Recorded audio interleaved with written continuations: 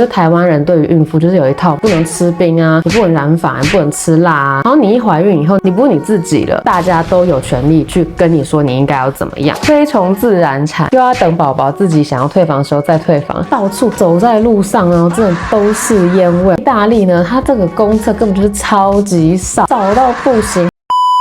下次听，我是淘淘，欢迎来意大利找淘淘。今天呢，有一件很大的事情要跟大家宣布，那就是淘淘怀孕啦，耶！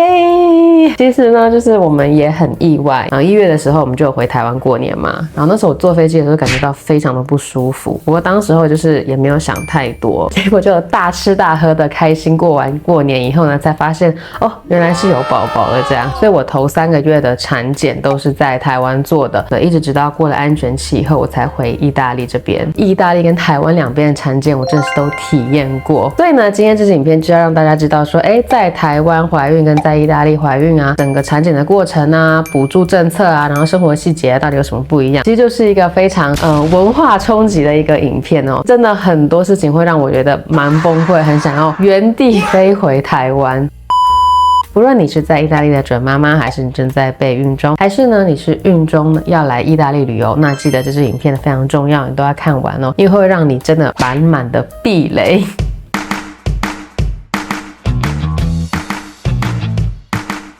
我们现在讲意大利的产检，非常佛系到不行的一个放牛态度。整个孕期它只会帮你安排3次的超音波，整个孕期耶。像我们第一次当妈妈的人来讲，你就会很想要知道宝宝现在好不好，你只排3次，这根本就是超级佛系、超级焦虑，好吗？而且这里没有催生，没错，就是完全是 depends 宝宝要什么时候出来，就是让宝宝自己决定什么时候要退房的这个概念。我那时候就问医生说，那如果宝宝长太大，或是已经超过40周的时候，那怎么办？他就说 non c'è problema， 他说等宝宝自己准备好以后，自己就会出来啦。我内心当时就想说，什么？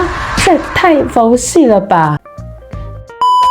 好 ，OK， 既然不能催生，那至少可以让我选我要自然产还是剖腹产吧 ？No， 不可以。意大利的医生呢，他要看你的胎位跟你自身的身体条件以后呢，他帮你决定。当然，这里的医生80%以上他都是推崇自然产。所以我现在很害怕推崇自然产，又要等宝宝自己想要退房的时候再退房。生过的妈妈们，给我一点勇气好吗？我现在真的很害怕。这样听起来，意大利的产检真的很崩溃。不过也不是全输啦，因为呢，它有一个好处就是全部都是免费的，就从初期的抽血一直到高层次，然后一直到最后的胎心监测，它是真的都完全不用花钱，就是连挂号费都完全不用那种，完全免费。那还有助产师全程会帮你协助安排后续的检查，然后跟免费的课程，就是走那种你没得选，那你得相信自己的那种佛系路线。在台湾啊，你想做几次产检等等都可以，而且只要你愿意自费，什么羊穿啊、高层次啊、抽血啊，其实你真的都可以做，真的很方便。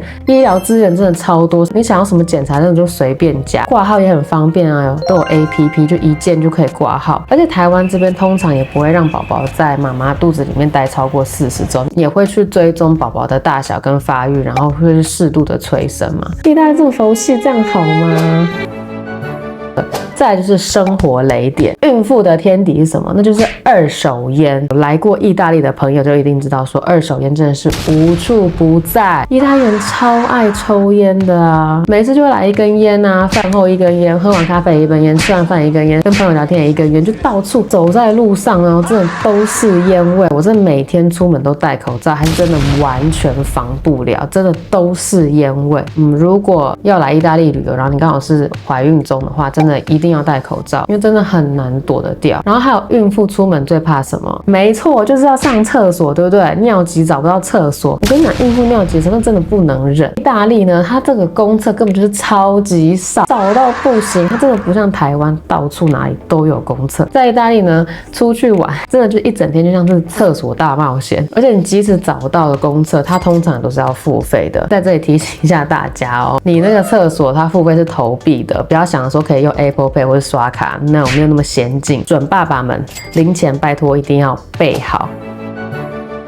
现在来聊一下那种看诊的那种感觉。之前在台湾产检的时候，我都是在台大，台大就是很有名又很专业，但是因为人真的很多，所以每次进去的时候呢，医生就是台湾式的那种快很准啊，只要你没有什么太大的问题啊，都是通常5分钟就可以结束。那反观在意大利呢，大家做事情都是很慢。其实这种慢也有好处，每一次看诊基本上医生都会大概花1个小时以上的时间跟你聊，很仔细的在帮你检查，做你的病历啊、家族的病历史啊，他非常耐心的去跟你解释每一步，然后最后还要问你说，那你有没有什么问题？真的是鸡毛蒜皮的问题，真的都可以问，然后他们都很 nice。其实我觉得这种待遇还蛮像 VIP 的，医生跟助产师就在你那个时段，他真的就是完全的是为了你，会感觉到很心安，真的全部都是免费的，完全不用花钱。就是政府的补助跟妈妈礼。觉得台湾有个很不错的地方，是因为我是台北人，好运专车嘛，我觉得这个真的超级棒，真的很造福没有车的妈妈。这个8000块的福利金，比如说下雨的时候啊，你要去挤公车，这很不方便，所以你就可以搭检车去做产检。孕早期我觉得有的时候蛮不舒服的，那你也可以用这个 APP 叫车，真的非常的方便。台北市政府真的太赞了，而且台湾妈妈手册真的有很多里里扣扣的好礼，厂商也都很阿莎力。前几个月有母婴展，我也换到非常多真的很赞的妈妈礼，下次呢可以再跟大家一起分享。那反观意大利这边的话，原本有工作的妈妈 bonus 妈妈就是妈妈的补助金，如果没有工作妈妈，那你就可以申请失业救助补助金。还有一些地区呢会提供免费的尿布啊、奶粉、母婴产品，但是妈妈礼的部分就是少之又少，几乎没有。整体来讲就是偏被动，自己拼命的上网查，自己去申请去做功课。那再来就是生活方面，我觉得台湾人对于孕妇就是有一套不能吃冰啊，你不能染发，你不能吃辣啊，你一个人吃2个人补啊，不要动作太大啊，走路要慢慢走。然后你一怀孕以后，你不是你自己了，大家都有权利去跟你说你应该要怎么样。那我觉得在意大利其实大家都没有这种观念，就是医生基本上就是你只要不要吃生的，煮熟就好。那你想吃什么真的都可以，不用忌口。喝咖啡 OK 啊，1天1杯。你说孕妇是不是都不要动？当然不是，这里的医生跟我讲，我每一天要运动至少30分钟以上，有氧的运动，就是你心跳要超过120到130以上，真的是每天早上都有做孕妇有氧运动。它这个不仅会帮助你本身身体强壮，会更帮助你之后可能会顺产啊，对宝宝其实也很好。饮食方面掌握3大要素：不吃生肉，不喝酒，吃食物的原型。那你是不是常常也听过长辈说，你怀孕啊，你就要多补一点啊，多吃一点补品。其实这种根据现在的营养学的观念，它其实并不是非常的健康的补法啦。因为其实我之前有问过意大利医生，以医生的角度来讲，补汤它的糖分或是它的油可能都太高，所以对于宝宝不一定是有帮助的。其实补品补汤这种东西吃多了，其实胖的都最后是妈妈自己本身，不是说吃补品，我觉得应该是说吃原型食物。在怀孕期间呢，就是多摄取新鲜的蔬菜啊、水果啊、优质的蛋白质，像鸡肉、豆腐、鸡胸肉啊、鱼肉啊这些。那料理的方式呢，也是尽量简单。意大利吃的天然，但不是说完全没有防备的乱吃的，就是要注意食品的安全。很多意大利的医生都有建议我，如果你要吃生的蔬果，那你一定要那种专业的洗剂洗过、浸泡过以后才能吃。像在意大利超市就会有卖这种专业的洗蔬果的洗剂，其实我们用清水洗以后，很多还是洗不掉，像有很多的细菌或是农药。对于孕妇来说呢，最危险的就是弓形虫跟李斯特菌。洗剂洗过的话，那就是可以很安全的、放心的去吃。那还有一点，很多人都会忽略，像我自己以前会忽略切肉的啊，然后是切蔬菜的啊，切水果的啊，这样子会有那种细菌污染的交叉的风险会很高。如果砧板没有分开的话，那尤其是医生一直在强调李斯特菌这个部分。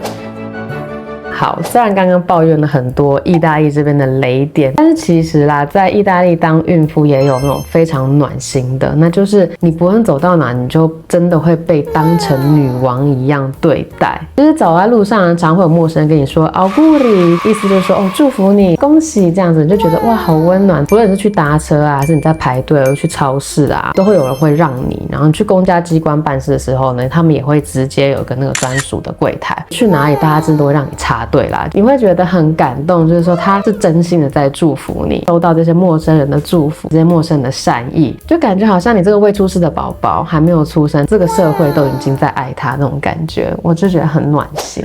好，总结一下，那就是台湾跟意大利的怀孕的经验呢，我个人觉得差蛮多的，有些地方会让我真的觉得很崩溃，想要赶快回台湾，但有些地方就意外让我觉得哇，贴心到心花怒放。那大家会比较想要在哪边怀孕呢？或是你有什么想要吐槽的怀孕孕期经验啊，或是淘淘哪里有讲的不对的地方呢？欢迎在下方留言给淘淘哦。最后祝福所有在孕期呢，或是正在备孕的姐妹们呢，一切都很平安顺利。那如果你喜欢淘淘的影片的话，记得按赞、订阅并开启小铃铛哦。淘淘带你看更多的台意大不同。Ciao, a presto!